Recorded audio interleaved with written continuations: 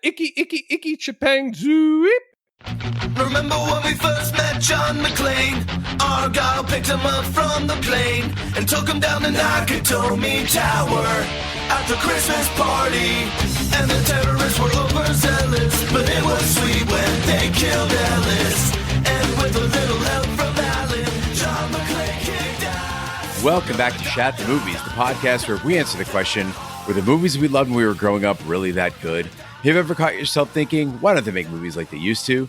Can you still remember spending your Friday night searching for the perfect movie rental at Blockbuster Video? Do you know what Blockbuster Video is? If you answered yes, this is the podcast for you. I'm one of your hosts, Gene Lyons, and alongside me are my co-hosts, Ash Fair Cop Zoot. Hi, y'all. And Big D Dick Ebert. Good evening. And each week, we take a look back in time, decide if our favorite films still hold up. The movies we cover are chosen by you, the listeners, who generously commission the films you love. If you'd like to see all the movies we have covered, will cover, or want to choose one for yourself, please visit chatpod.com and have a look. At the end of each podcast, we'll provide you, the audience, with the number of wipes each movie takes to get off your respective butts. So thank you so much for listening. If you have not already, hit that subscribe button and share with a friend. It's how we help the podcast grow. Additionally, subscribe to our sister podcast, Chat on TV. We review TV series such as Westworld, Taboo, American Gods, Game of Thrones, True Detective, Lovecraft Country, and Watchmen. Find all the information and past episodes at chatpod.com/TV. And finally, if you'd like to hang out with us live, follow and subscribe to our Twitch channel, chatpod.com/Twitch, where we play video games, host watch parties, and edit this podcast live. All that being said, Big D, what movie are we reviewing tonight? Gene, Ash, I'm very excited to be back with you both tonight. We've had a couple weeks apart, and I've missed you. So I'm very excited for tonight. But we are going into dark territory here. It's a little dangerous. We're going back to the 70s, which have been hit or miss lately, and British comedies. They haven't always been the best films. I haven't always loved them. So this is a chance for me to have a different look at British comedy. And that's why I was very excited when one of our great listeners, Eric C., wrote in and said, please go back to 1975 and review the Monty Python classic, The Holy Grail. They wrote in and said, hello, Chat Crew. Thank you so much for reviewing my commission of Monty Python and the Holy Grail. This is one of my favorite movies of all time and probably my favorite comedy film. It has a great mix of both intelligent and moronic humor and is a masterclass in running gags. Holy Grail is endlessly quotable and has certainly left its mark in cinema history. I distinctly remember the first time I ever saw this too, but I don't remember how old I was or the year. It was sometime around 1989, but I'm really not sure. I was sitting on the couch in the living room with my father. It was evening and we were just flipping through the channels. Remember when you only had like 36 channels and no guide, so you just kind of flipped through until you saw something interesting? Anyway, as I perused what was on, my dad excitedly sat up in his seat. Go back, he shouted.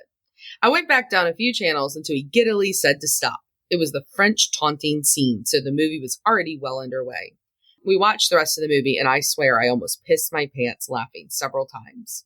I was hooked on Monty Python and began to delve into their other movies and, of course, The Flying Circus. I think Holy Grail is our magnum opus, though. 30 or so years later, and I've watched this countless times, at least once every year, usually on Father's Day. I know it's not for everyone. When I tell people to see it, I let them know that from my experience, you either love it or you hate it. There is no gray area. And also, you actually need to be paying attention, not dicking around on your phone with the movie in the background. For me, though, it's a 0.5 wipe score. Near perfection. I hope you all enjoy it, or shall I say, neat to you again, and fart in your general direction. If you get a great score, I would give you all a spanking. And as a final note, thanks again for all the entertainment. I like that it's now February of 2023, and by the time this comes out, it'll be around May or June of 2024. It's like a little time capsule. If all's continued to go well, then I should be almost done with school and prepping for my board exams. So many changes since I started listening to you back in 2016. Keep the episodes coming, Eric C. Well, Eric, I hope everything has worked out the way you wanted it to. It is now June of 2024, so that's some good timekeeping on your part. And I feel like this is a great reunion episode for the Chat trio. We, as Big D said, we have been apart for a couple of weeks doing some duos, having the King be in for the Long Kiss Goodnight.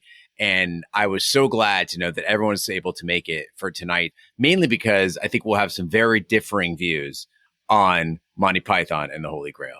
Monty Python and the Holy Grail is a 1975 British comedy satirizing the legend of King Arthur, written and performed by the Monty Python Comedy Group and directed by Terry Gilliam and Terry Jones in their feature directorial debuts. It was conceived during the hiatus between the third and fourth seasons of the BBC television series Monty Python's Flying Circus. In the United States, Holy Grail was selected in 2011 as the second best comedy of all time in the ABC special Best in Film, The Greatest Movies of Our Time, behind Airplane. In the UK, readers of Total Film magazine in 2000 ranked Monty Python and the Holy Grail as the fifth greatest comedy of all time. And in 2004, cast member Eric Idle helped create a musical based on Holy Grail called Spam-A-Lot. So this is one of those great films where all three of us have background with it, some history with it. Personally, I was a high school freshman, and cult classics were all the rage. This was an era, if you can imagine it there, kids, where instead of watching the latest blockbuster that was in theaters, the cool thing to do for high school kids was to go hit the video store and grab something out of what they called the cult classics section. This is where you'd find stuff like A Clockwork Orange or Metropolis or Eraserhead or Holy Grail and pretty much all the Monty Python movies. But I didn't really appreciate this film for what it was at the time. I remember I laughed at the jokes, but it was more out of peer pressure than genuine entertainment. Because if you were a goth or a punk in Arizona in the 90s, everybody thought this movie was hilarious. They quoted it frequently. And even if you didn't think it was that funny, to fit in, you laughed. Yeah, I cannot tell you the first time that I saw this movie. It's one of those ones that just kind of sticks out as something that's just kind of always been. The quotes, in a way, are like the way I learned language. Like, I have no clue when I learned how to say apple. But I know when I look at one, I know that it's an apple. And I also have no clue when I learn to quote the entire swallow scene of this movie and say things like, it doesn't matter when he grips it, it's all about weight ratios. Like, you know, that entire script I could probably do from the beginning to the end because of the amount of times that I saw this movie growing up. So I was very excited to watch this one and review it, although I was really nervous at the same time to do it, and not because of any Monty Python fans out there, more just for us, because I was worried we're all too old and cynical to still love something like Monty Python. No, Gene, you mentioned cult classic, and it got me thinking, does that still exist? Because technology, the way we get our movies, the way we share our movies, I wonder if it exists, because there used to be a time component. A movie was in the theaters, not many people saw it, it disappeared, then some people would see it, they'd talk about it, you would search out a copy. Now, does that cycle of new material, does it kill that? I feel like memes are the new cult classics, right? Like you'll see a freeze frame or a GIF or something. And you're like, what is that? And then you go back and you find that and you watch that movie. And I think that's the new cult classic, right? Where it's like things are being recycled or being exposed to new audiences or finding eternal life because there's some part of it that's relevant as a snippet in our bite-sized memories. Yeah, because I feel like there's this constant fire hose stream of new content. So there's not a time gap there for something to gain steam. Now there's always something new. There's some new series on. We're fragmented more than ever. And this movie is a perfect example of that. It came out in 75. I was not old enough to see it. I was 2 at the time. And it came out on VHS in 91. So it had to have been that I watched it on either HBO or TV. Maybe it was around that time that there was a British resurgence. And I could be wrong. Again, this was just my interpretation because I'd never seen anything like The Young Ones on MTV. They started airing that. Then Monty Python, I started seeing that. Benny Hill, I grew up on. That was inappropriate for kids. You go back and watch that now, and there's this talk about snippets going around. There's one I saw where Benny Hill said something like, what's the difference between a can of beans and a hormone? And it was like, I don't know. It was like, you can't make a can of beans. And he just looks at the camera like, who makes jokes about making hormone? But that was the stuff we were watching back then. And I started to like the British sense of humor, not exactly kid or family friendly, but this movie fit into it. And going back now, whether we're old or not, I think it was as timeless as ever. Benny Hill was the one that had the yakety sax, fast speed, chasing each other around scenes and titties everywhere. Everywhere. God, it was such good stuff. like highly inappropriate. But it was a wild time. Let's hit the trailer. Once in a lifetime, there comes a motion picture which changes the whole history of motion pictures. A picture so stunning in its effect, so vast in its impact, that it profoundly affects the lives of all who see it. One such film is... Very good, thank you. Yes, thank you. Next, please.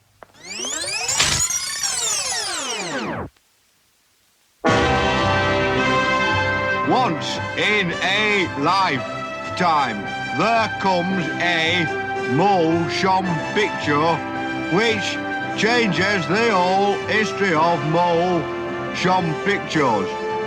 Yes, thank you. Next.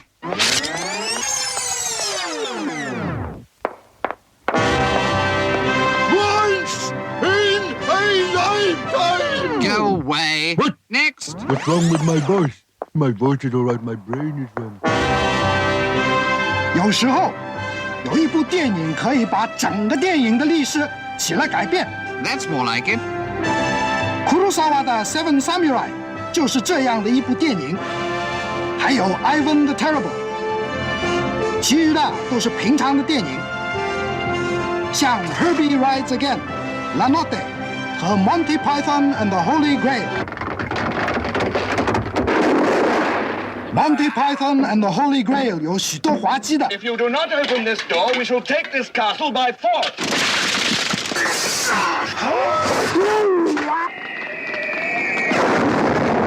We're knights of the round table, we dance whenever we're able. We do routine to call a scene. 故事紧张。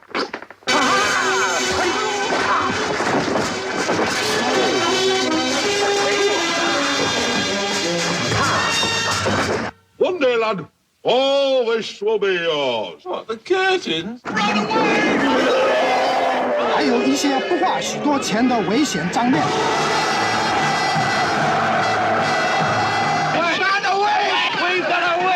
What makes you think she's a witch? Well, she turned me into a newt. 但是和 The Seven Seal 来比一下，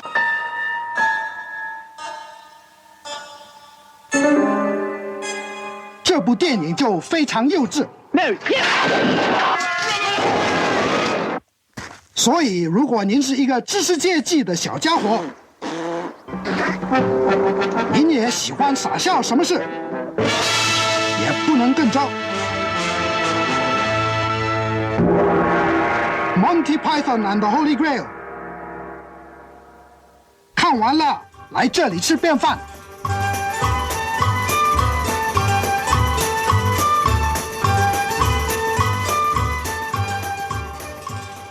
In AD 932, King Arthur and his squire, Patsy, travel Britain searching for men to join the Knights of the Round Table. Along the way, Arthur debates whether swallows could carry coconuts, passes through a town infected with the plague, recounts receiving Excalibur, defeats the Black Knight, and observes an impromptu witch trial. He recruits Sir Bedivere the Wise, Sir Lancelot the Brave, Sir Galahad the Pure, Sir Robin the not quite so brave as Sir Lancelot, along with their squires and Robin's minstrels. When Arthur leads the knights to Camelot, God appears and orders Arthur to find the Holy Grail. So right off the bat with this movie, we are thrust into this playful, mischievous tone with a captioning trick that I fell for. Now, it's been easily, 30 years since I saw this movie. And what happens is you got the credits rolling. There appears to be a translation at the bottom of the screen. And old man Gene was like, I got to shut off the captioning. This is driving me crazy. How did it end up being in German or something? You can't shut it off because it's part of the movie. And then I realized it's a running gag about a moose in Sweden. And I was laughing. I'm slapping Sarah on the leg. She's very annoyed. And then we get straight into the debate on the swallows carrying coconuts. And I found myself grinning ear to ear. This movie is instantly likable.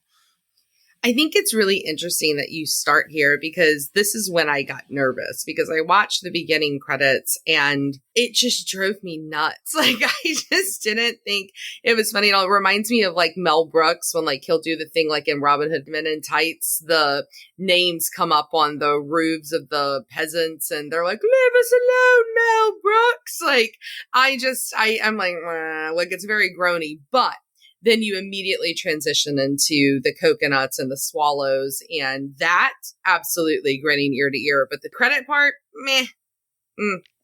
Dude, it fucking got me. It got me for a good 7 minutes. I was watching this on the Plex server, judge me as you will, Gene. And normally when you go to like the non-official closed captions, people will throw in the beginning, whatever their caption group is, some promotion for something else. I speak Swedish. I get enough to get by. It comes up and I'm like, is this some kind of captioning group that was throwing in? Like, I said, maybe I'm on the wrong one. I went to a different English subtitle, tried to force that one. It continued all the way until it got in. And I was like, I cannot believe I've been got. Like the music, like when it turns to like the little like Latin thing with like the flashing screen, like it went on a long time. I should point out that I'd also had like 2 gummies at this point. So I might have been thinking it was a lot funnier than it was because when that screen started flashing, I was dancing. Yes. I mean, when we compare this, you talk about there, Gene, the swallow conversation, and they throw you right into it. It's making sense in a way that a lot of Mel Brooks stuff doesn't. Mel Brooks stuff, plot-wise, is a mess. This is a simple, straightforward story. You get to know the knights quickly.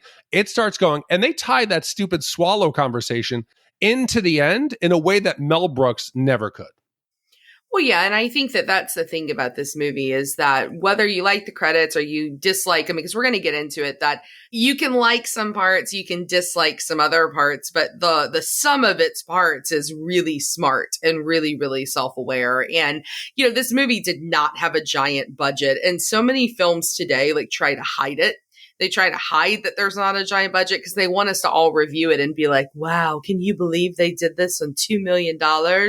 When instead this movie like goes all in to let you know that they do not have a big budget, from their costumes, from some of the sets. Like, so much of the sets are like recycled. Like one set, it's like, oh wait, that's the well that they almost, drowned the witch in.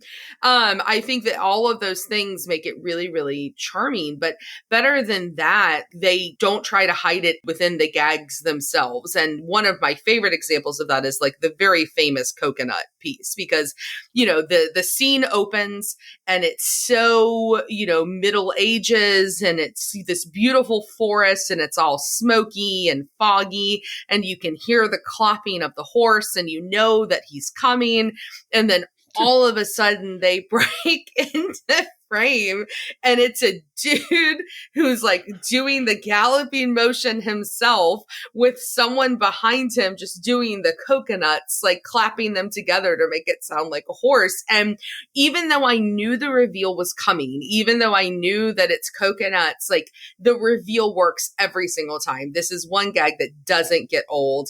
It knows what it is. They're absolutely hilarious. And I love how honest they are throughout this whole movie in their approach to comedy in a way that like American comedy is not.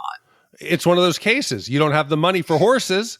What can we do? It's that old like theater thing where the people would do the sound effects on the side. And they lean into that to the point where it keeps coming back. And normally I hate the Tommy boy walking into the glass multiple times. But this, they add layers on it, okay? And all the coconut, their squires, they do it in such an earnest way. The tempo of the coconuts at the end when they approach like the bridge, there's an unease.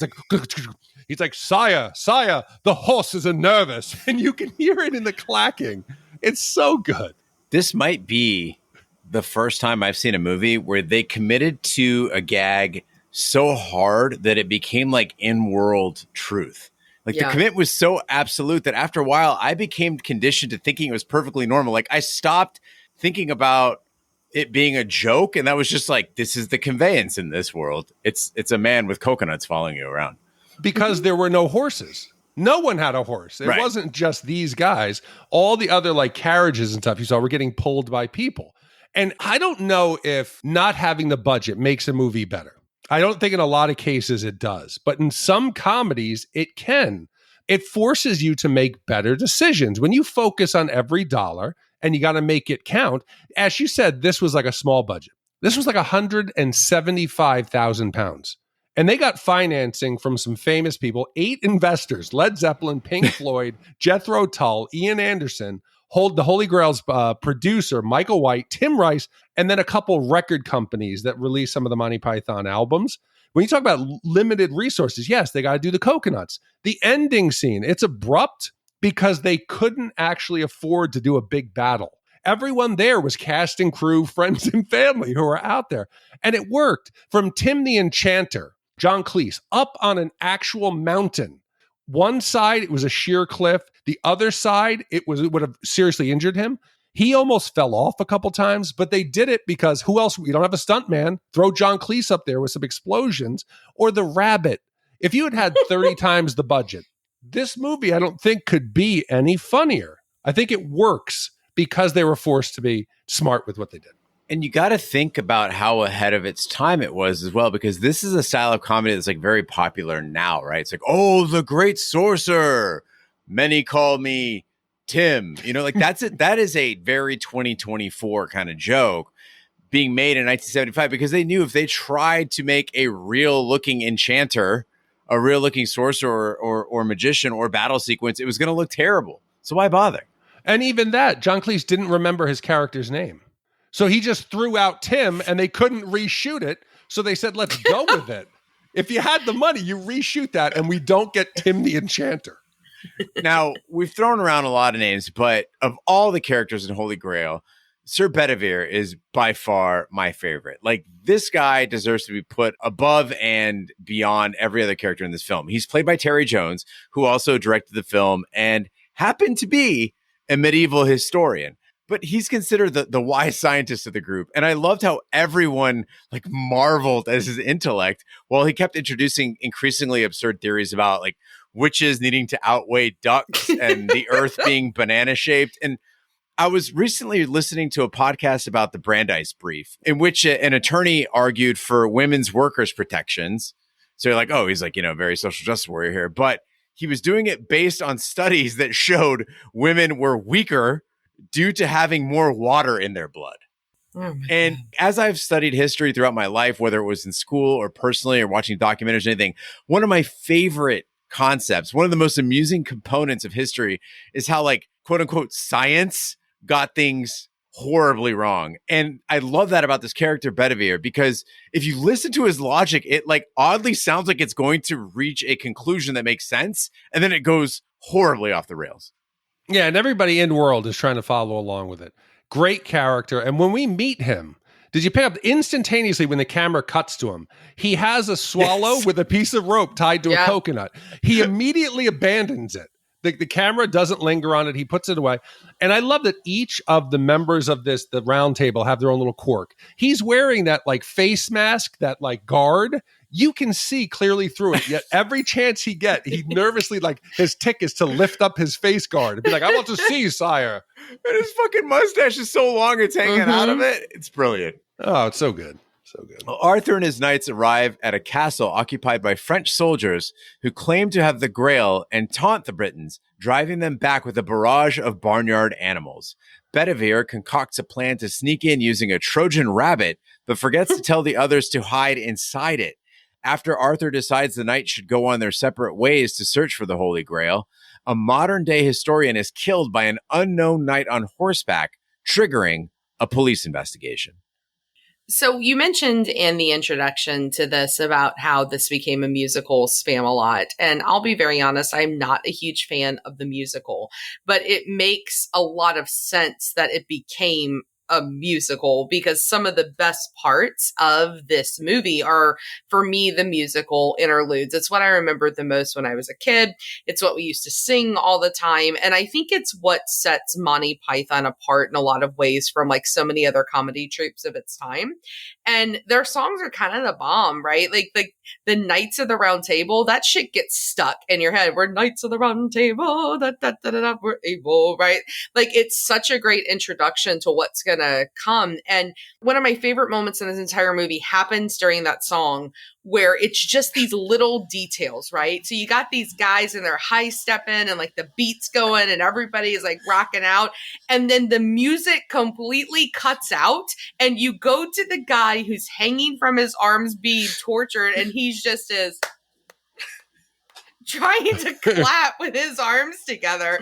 And then they go back to the musical number. And when I tell you that, again, even though I knew it was coming, the laugh that got out of me, they're so rare in the movies that we review that I laugh out loud, like that it actually makes me laugh out loud. And this one, I was just cackling.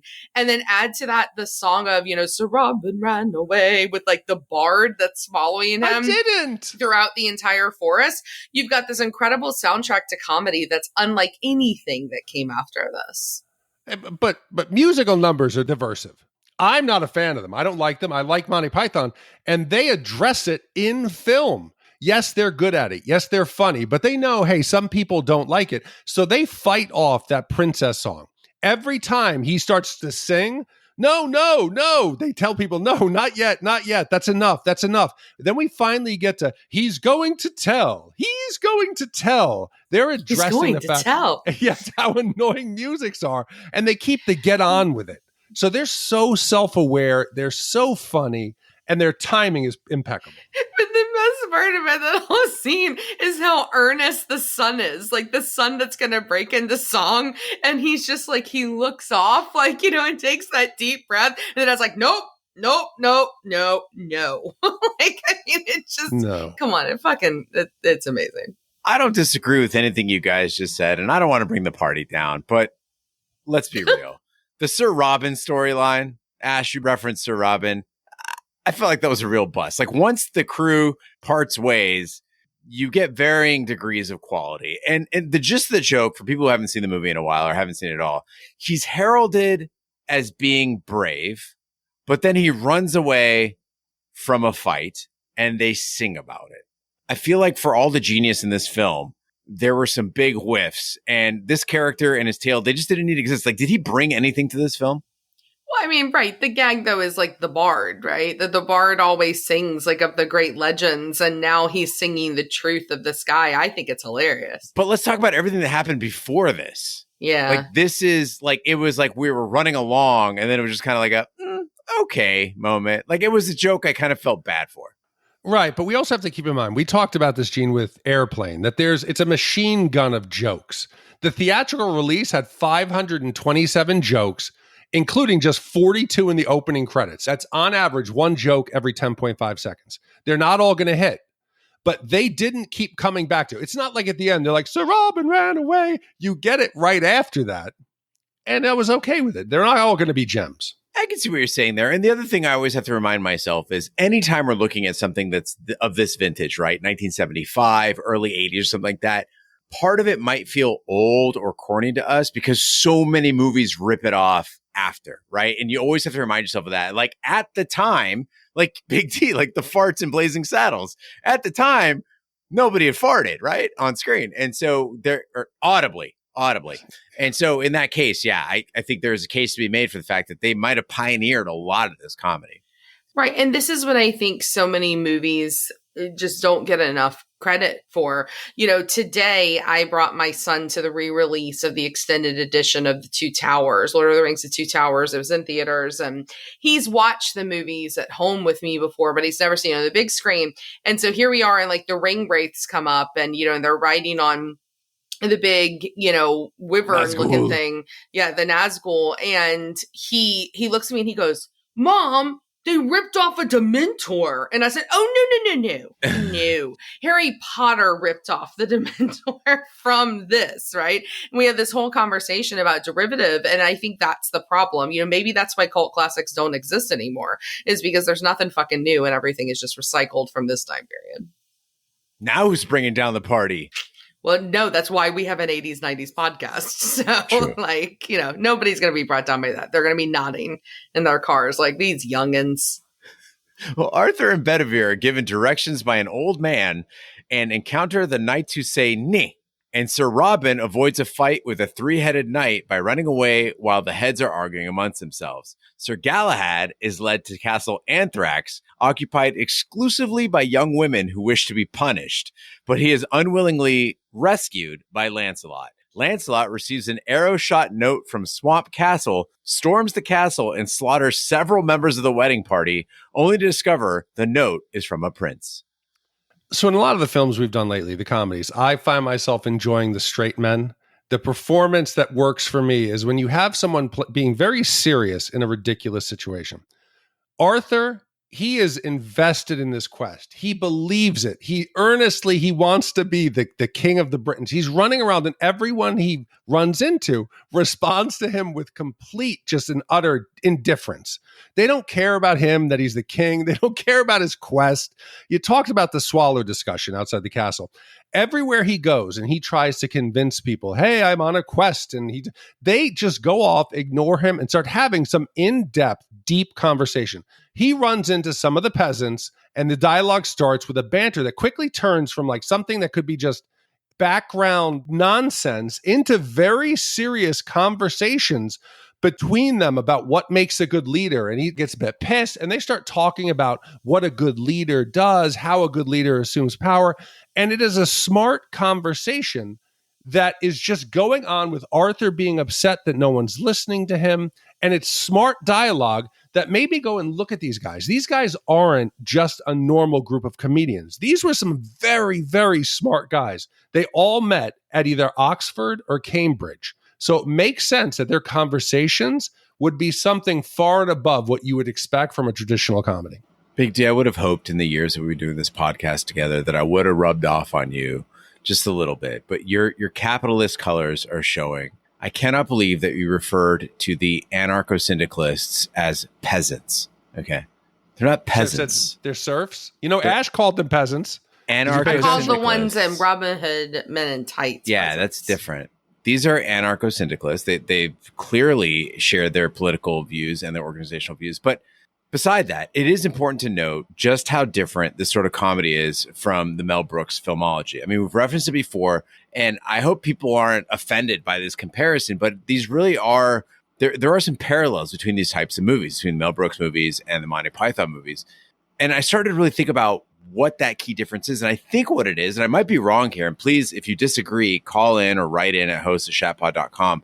I feel like if I had to describe Mel Brooks's comedy, he wants to go over the top and be lowbrow for the jokes, right? It's the lowest common denominator and make it extreme. Now, that's not saying I don't think it's funny. Again, remember our Blazing Saddles episode that we just did, right? I think Blazing Saddles is one of the funniest movies I've ever seen. Spaceballs, I gave 0 wipes. I love Mel Brooks movies, but Monty Python is different in that it dares to get cerebral. As Big D was saying, there is dialogue in this film that would never make a Mel Brooks script because it's too much. It's too smart. Well, I mean, let's remember, we get like, Pizza the Hut and things like that, and Mel Brooks, and like a giant dick shadow joke, and Robin Hood Men in Tights. I mean, very, very different, but more so than that, like, and please no, I'm not complaining. I love Spaceballs. I absolutely love Robin Hood Men in Tights. I think those are great movies. They're just different types of comedies. They're very consummate American comedies. And what you get here is Mel Brooks is one type of comedy, whereas in Monty Python, they combine so many different types of comedy over and over and over again. And so you get the slapstick, and the sarcasm like you do in a lot of Mel Brooks films, where you've got, the Black Knight. He's like, what are you going to do? Bleed on me? That whole scene, which is great. You get the sexual innuendo based comedy with Castle Anthrax. And one of my favorite parts of this movie is when you see his face and you realize like what these women want and why. And he gets so nervous. It's hilarious. And I never ever fail to laugh when she says, and then the oral sex, like, it's so well done.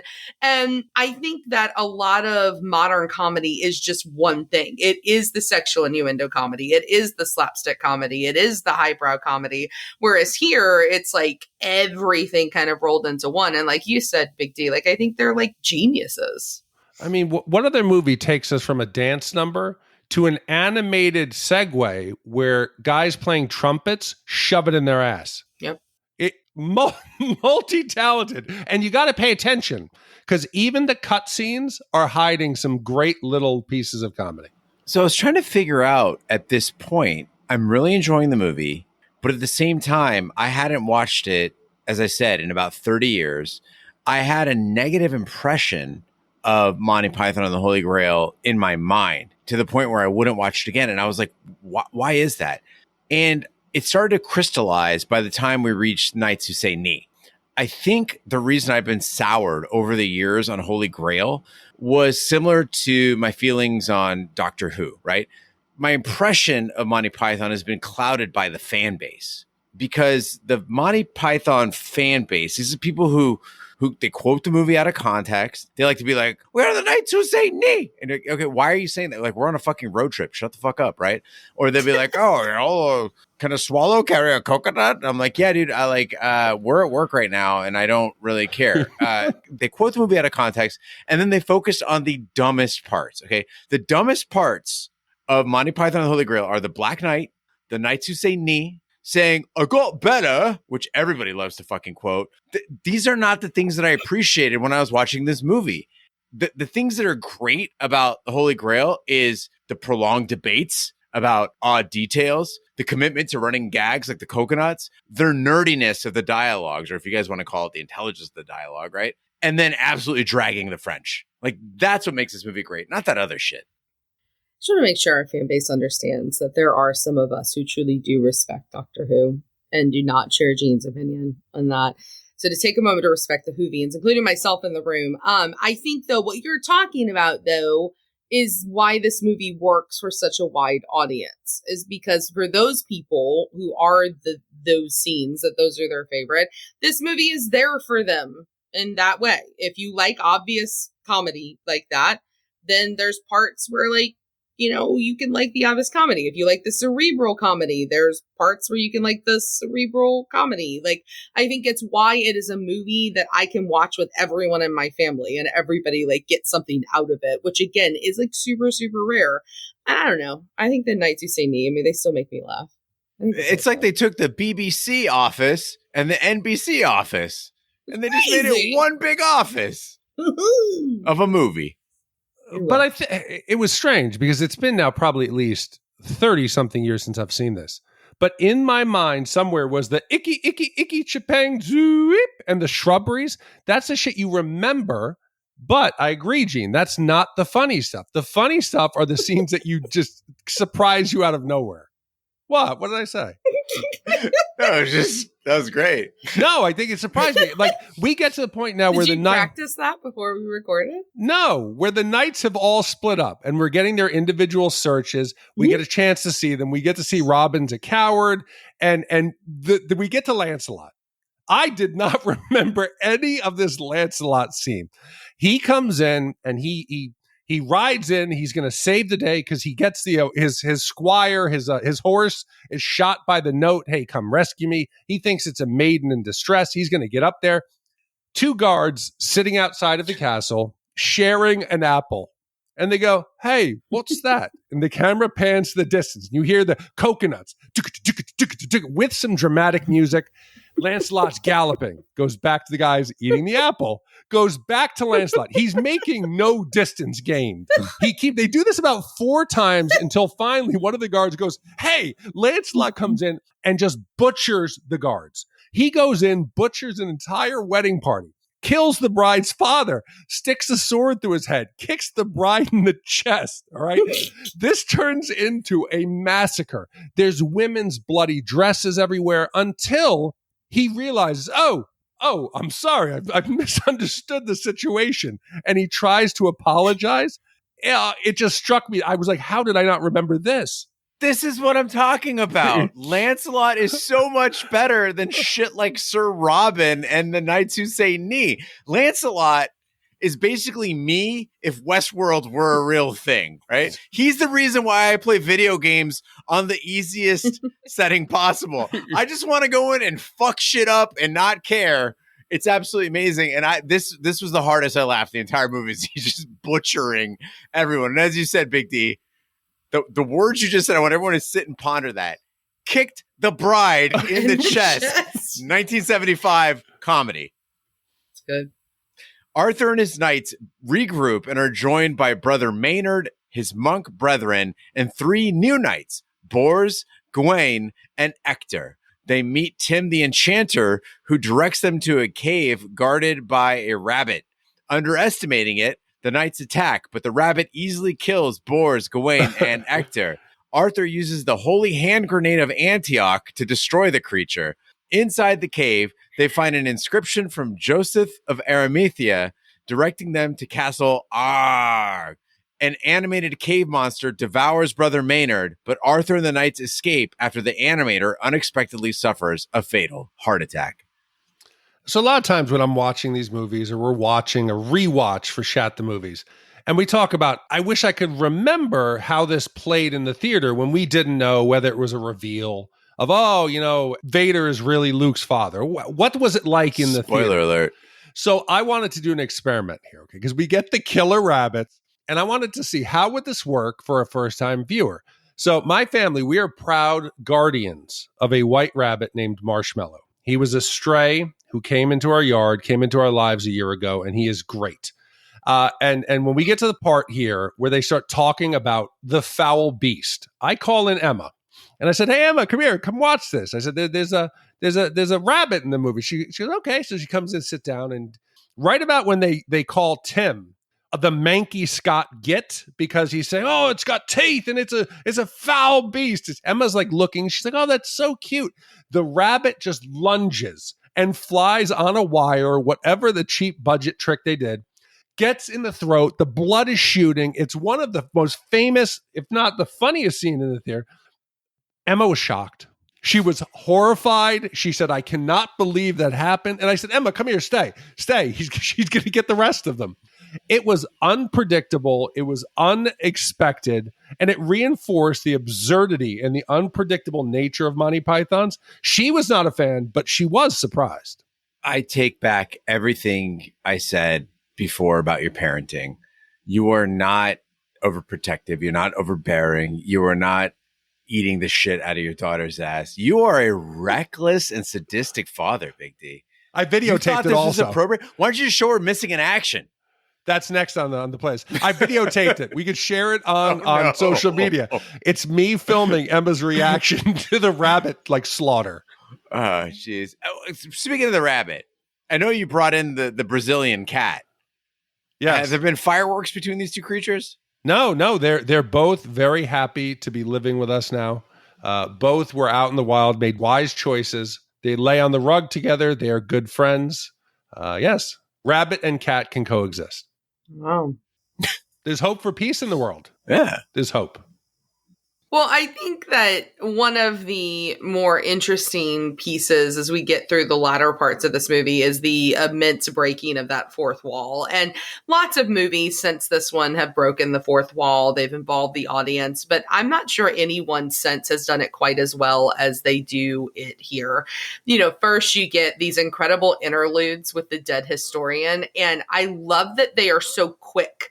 It almost feels, and it had to have felt like this in the theater, that the snippets had been incorrectly spliced into the film. Someone had accidentally put moments that had nothing to do with this movie into this movie. Like accidentally putting Ron Jeremy into Speed. Right, exactly. Yeah. Then there's his dick, right? Well, here it's here's a dead white guy. And then you get the animator dying. And that perfect bit of comedy, which is what saves the characters in story, their lives. It is so smart. And I just loved every minute of it. Again, I don't want to always compare everything to Mel Brooks, but Mel Brooks, his kicking down the set and then ending up in the back lot of a movie and they're doing, that's nothing compared to what's done here. This is on such multiple layers. They have characters within the film who are referencing other scenes in the production. They continuously go back to that John Cleese fuck up where he couldn't remember Tim the Enchanter's real name. They all address him as hey, it's that old guy from scene 24. The fourth wall is busted so many times throughout this movie in creative ways. And again, is that because the budget? Would they have done it differently if they had enough to do a battle at the end? Was that done just out of a way to wrap the movie up? I think you get creative in the things that you do when you don't have the money to do things you really want. Yeah, I think there's an informality to it, right? Like Mel Brooks, when he breaks the fourth wall, it's like, hey, look at this thing I did. It's a joke, hey? And this one, when they break the fourth wall, an arm comes through and there's an arm around you. And it's like, hey, we're in this together. Like this is a film that we're all participating in. It does feel different. It feels warmer. It feels more organic, and it's funnier.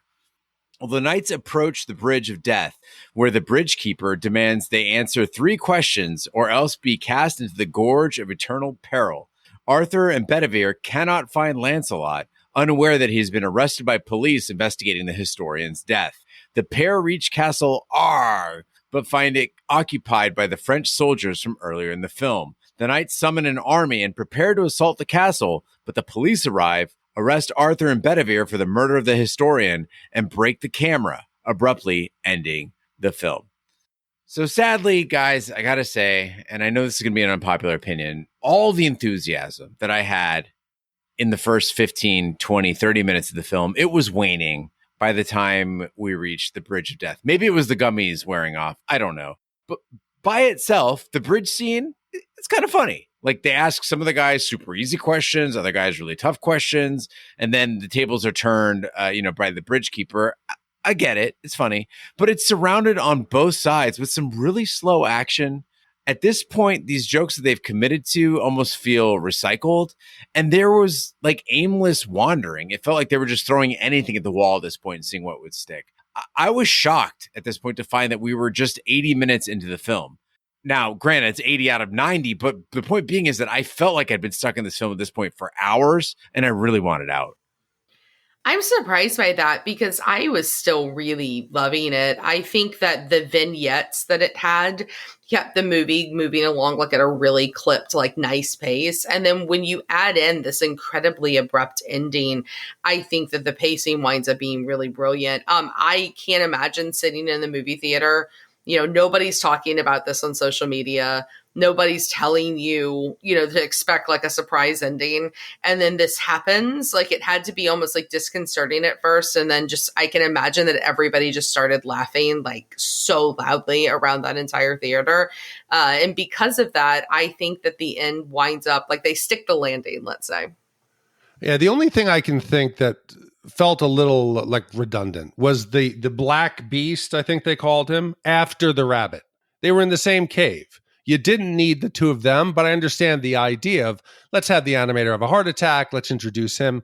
Maybe you could have had that as some part earlier in the movie, but I agree with you, Ash. Not every joke, Gene, is a home run. We're talking about the sheer numbers of them, but because they live by the rule of get on with it, they never linger on a joke too long.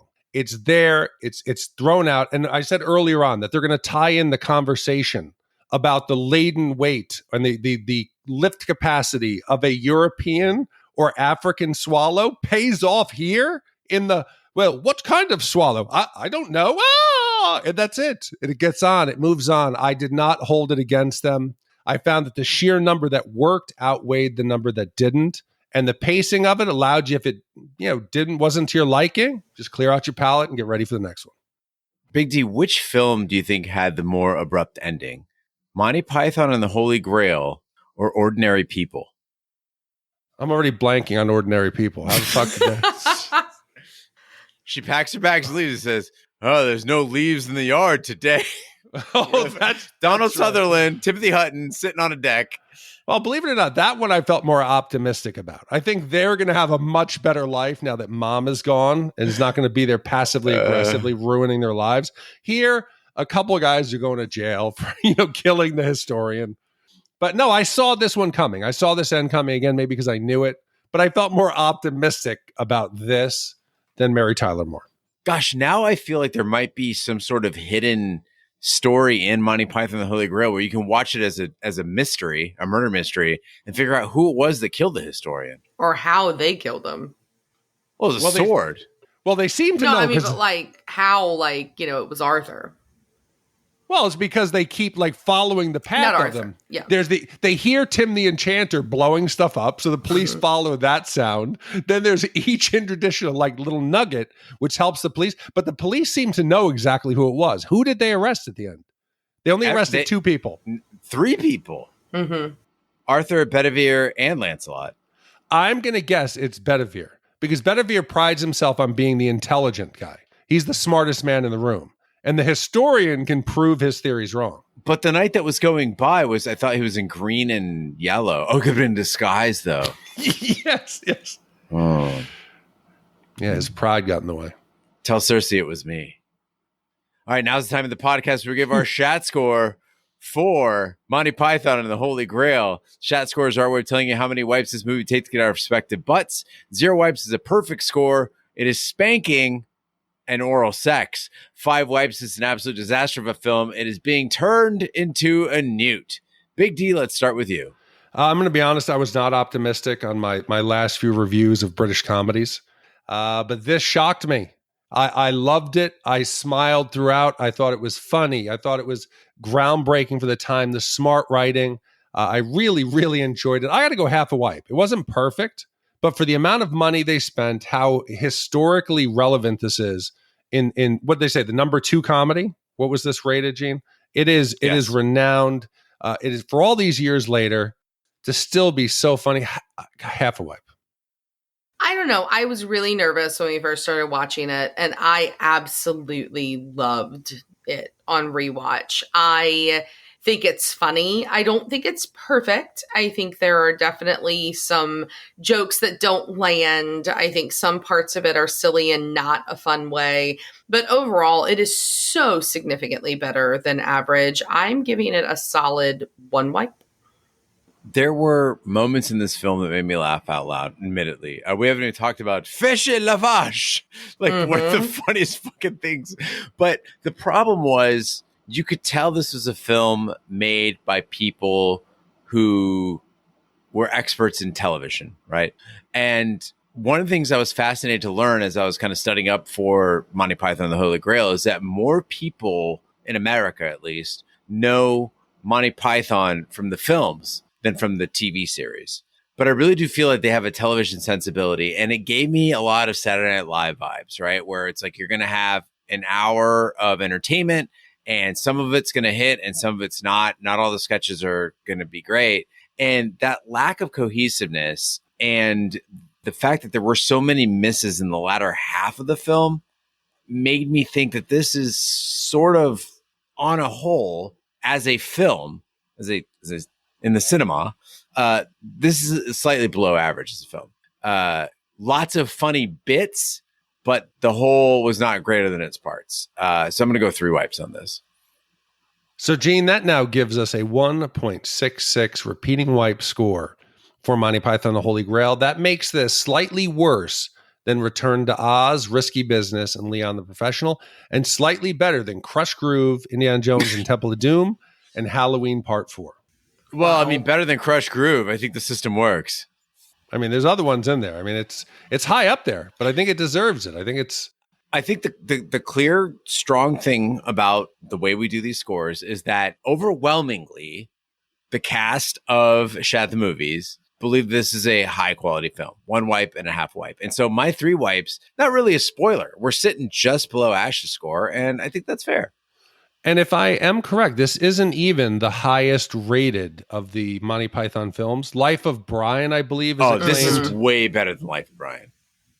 Life of Brian's just different. It's just a very different film. This is much more, I think, uplifting. And like I say, Gene, I'm even more excited coming up because we have A Fish Called Wanda. Yes! Coming up very soon. Oh, man. Thankfully in the schedule, because now I'm even more excited to see that holds up. Now that is a brilliant film. All right, Eric. Well, just know that the majority of the podcast is with you on this. I'm the outlier. It might be drug related. I'm not sure, but very healthy score for Monty Python and the Holy Grail. And listen, any film from 1975 getting a 1.6 wipe score, that's pretty impressive. Big D, I know we have a voicemail from an old friend of the pod, specifically for Ash. We'll be holding it until she can get back. So let's go to the phone lines. Hello, this is Tom of Crane, Texas, formerly, and I have now moved to Midland, Texas. So I'm still in West Texas, and it is so good to see Ashley back with the podcast, and that made me so happy. I actually did a little dance in my wheelchair. I am now physically disabled, and I am also half blind in one eye due to diabetes that I didn't know I had. Anyway, first of all, I was wondering when my our special commission movie of Suburban Commando will be coming up, since I can no longer see the read on the schedule on chatpod.com. I was wondering when that will be coming out.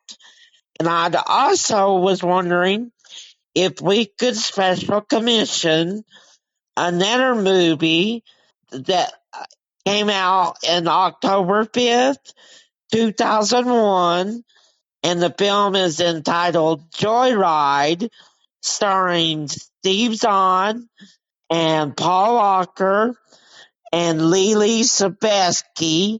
I'm not sure how to exactly pronounce her last name, but I was wondering if we could special commission it.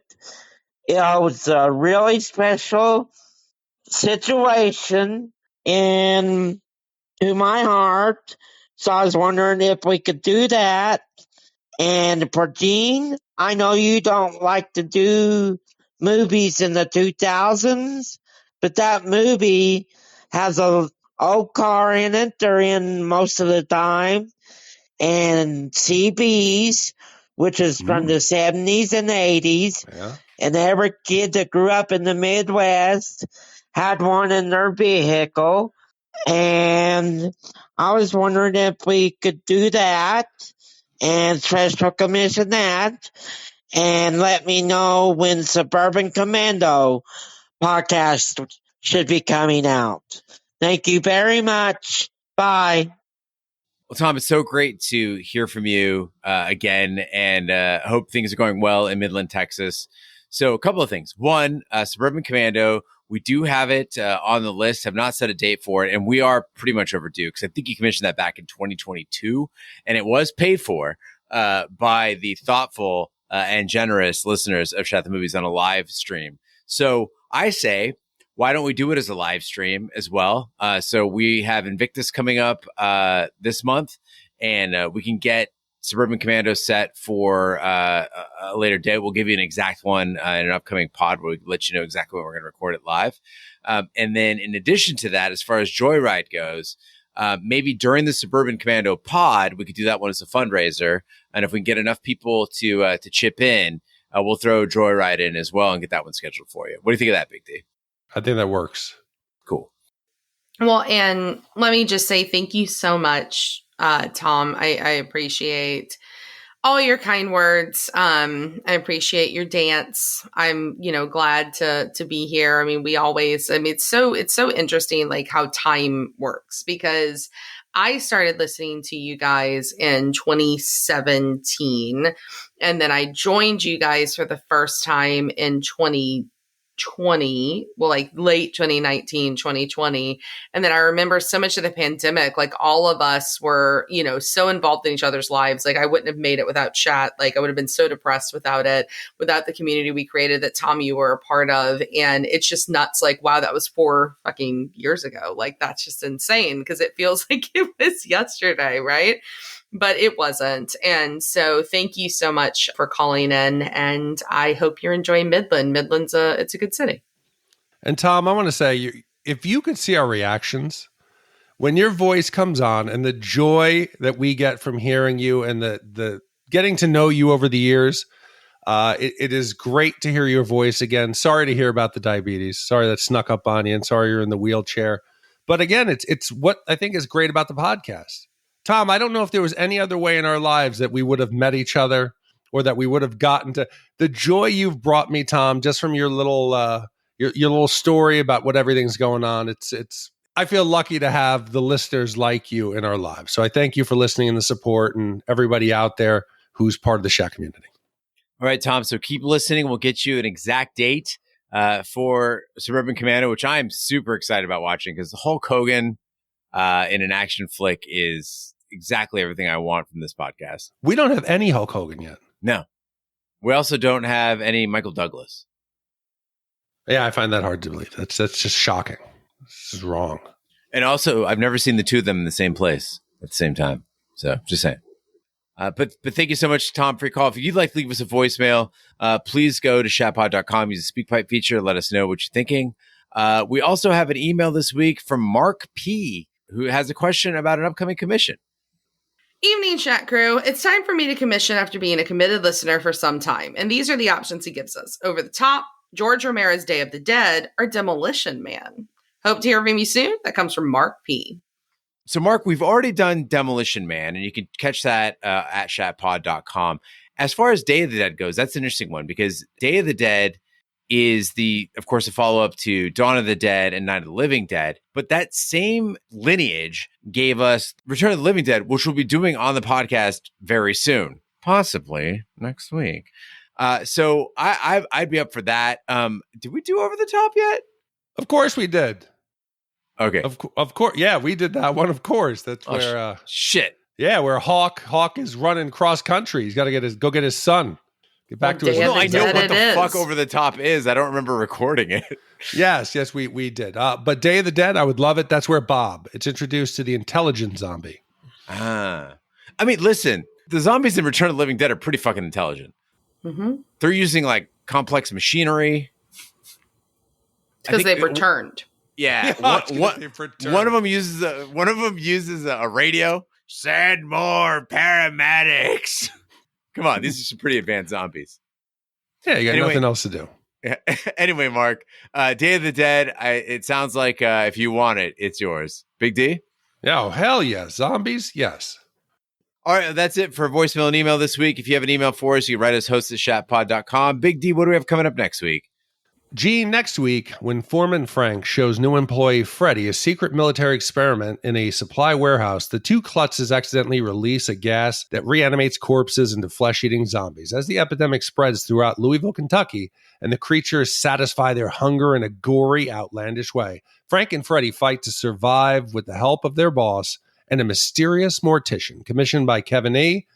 This came out almost on my birthday in '85, and just like we said, zombie films, yes, please.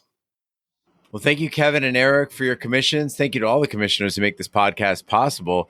That concludes this week's episode of Shat the Movies. Be sure to follow us on social media and share with a friend. We're on Facebook, Twitter, Snapchat, and Instagram at Shat the Movies. You can support the podcast by shopping our Amazon affiliate link, buying our merch, or by commissioning your own movie. Find all the information by visiting our website, shatpod.com. Also, check out our sister podcast, Shat on TV, where we review TV series such as Lovecraft Country, Westworld, True Detective, Taboo, American Gods, Game of Thrones, and Watchmen. Find all the information on our website, shatpod.com/TV, wherever fine podcasts can be found, including Apple Podcasts, Google Play, Stitcher, and YouTube. Be sure to subscribe, and if you stop by Apple Podcasts, please be sure to leave a 5-star review. That helps the podcast grow. On behalf of my co-hosts, Ash and Big D, I'm Gene Lyons. Join us next time for the following movie.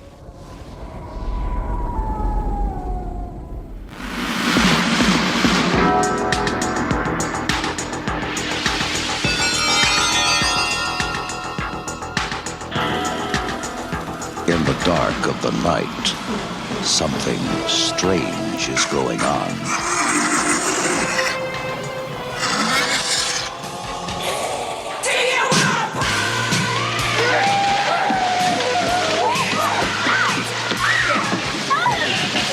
You see that movie, Night of the Living Dead?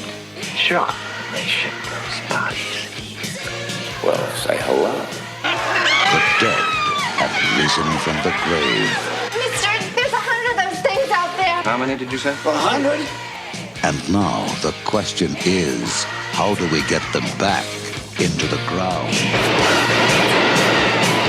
Bert, Frank, we have a little problem. 4 left, 10 right.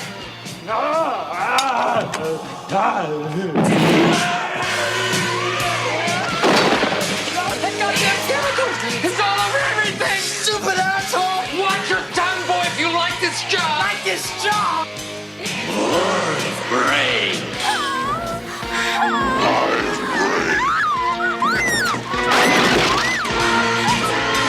Medical science is baffled. And it's a puzzle, because technically, you're not alive.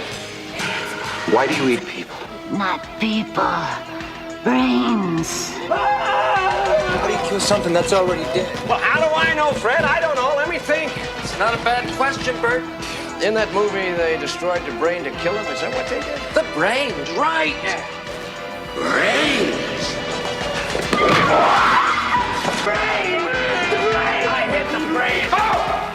Get it off! Get it off! Get it off! Get it off! Get it off! Get it off! The military is nervous. How was your day? Usual crap. The police are confused.